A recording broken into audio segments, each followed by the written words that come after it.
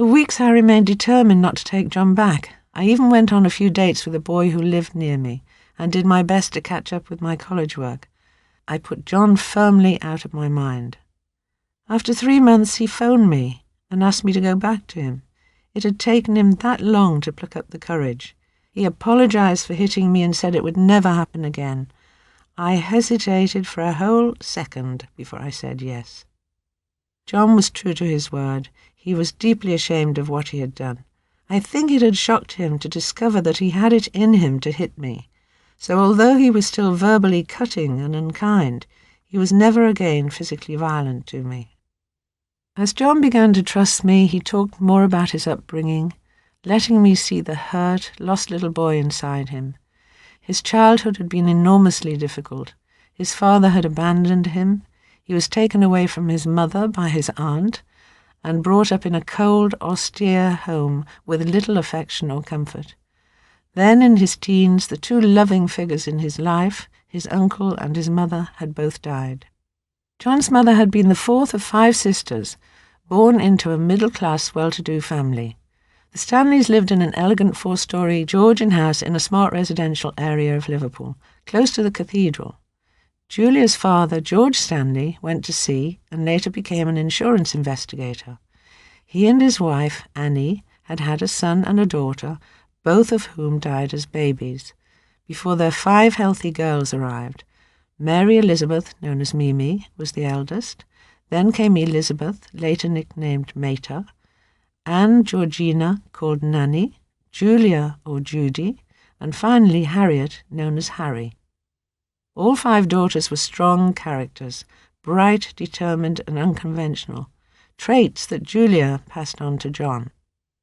Julia was the prettiest, the most unusual of the sisters, 5'2" with shoulder-length auburn hair. She was only 14 when she met Alf Lennon, a 15-year-old office boy. Alf's mother had died giving birth to her youngest son, and his father died soon afterwards. So at 5, Alf, with his 2 younger brothers, was in an orphanage. He met Julia a week after he had left the orphanage.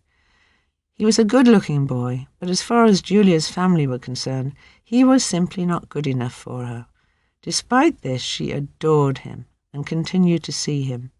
Soon after they met, he went to sea as a ship's waiter, but the two met whenever he was home. They married 11 years later in December 1938 for a laugh, according to Alf, who claimed that it had been Julia's idea. It was a register office wedding, which none of Julia's family attended. They spent their honeymoon at the cinema. Julia was so crazy for movies that she put cinema usherette on her marriage certificate, although she never actually was one. Afterwards she went back to her parents' house and Alf to his rented room because they had nowhere to live together. The next day, Alf went back to sea on a trip to the West Indies for 3 months. Julia had little choice but to stay at home with her parents. Every now and then he would come home and spend a few weeks with her, then take off again, much to her parents' dismay. It was after Alf's Christmas visit in 1939 that Julia found she was pregnant, and John was born on October the 9th, 1940, at 6:30 in the evening. Patriotically, she gave him Winston as his middle name. Mimi, who was at the hospital with her for the birth, suggested the first. Julia took her son home to the house where she and her father had moved after her mother's death. It was in the Penny Lane area of the city, and it was there that John spent his first few years. Alf continued to appear from time to time until, when John was about 18 months old, Julia was told that he had jumped ship and disappeared. Until then he had sent her money each month from his wages, but now it stopped. When he finally reappeared, he said he'd been jailed for 3 months for theft. Later, he claimed this was untrue, but the marriage was faltering. Julia had had enough of waiting for him. She was young and exuberant, she loved life, and wanted more than waiting around for a feckless husband who might or might not appear, and who was no longer helping to support his son. In late 1944, she had an affair with a young soldier, who was home on leave. When he went back to the front, Julia found she was pregnant. Her father insisted that the baby be adopted, and arrangements were made through the Salvation Army.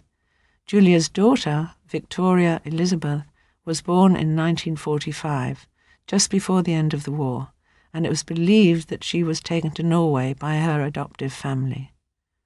A few months later, in early 1946, Julia was working as a waitress in a cafe in Penny Lane. There she met John Dykins, known as Bobby, who was a hotel manager. Once again, the Stanleys felt he wasn't good enough for her, and in any case, she was still legally married to Alf.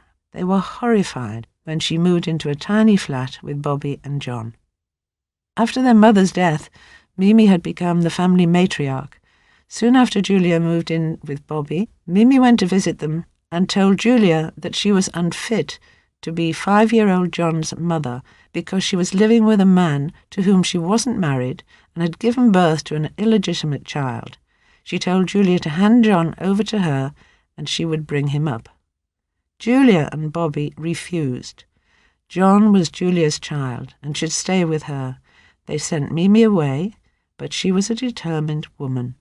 She told social services that Julia and Bobby weren't married and demanded that John be given to her, but the social worker came down on Julia's side. There were no grounds for John to be taken away from a loving home. When Mimi discovered that John didn't have his own room and shared a bed with Julia and Bobby, she insisted that social services inspect Julia's home again. This time Julia was told that John must live with Mimi until she and Bobby had found a bigger flat. Mimi had won.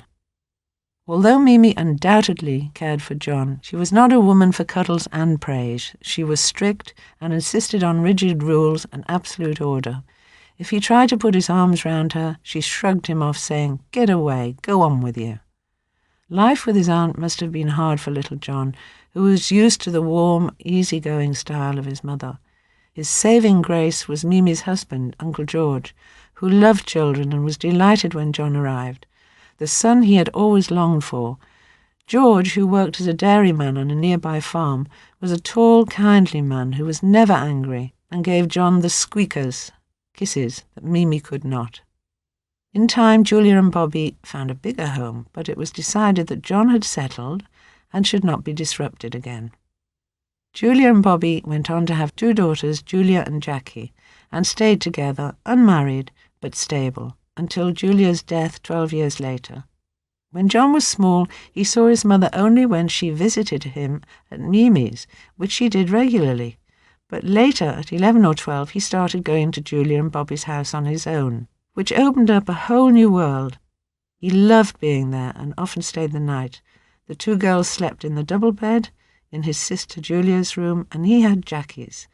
Bobby was always kind to him, slipping him a bit of extra pocket money, and he got to know his sisters, who were 6 and 8 years younger than he was, and soon worshipped him.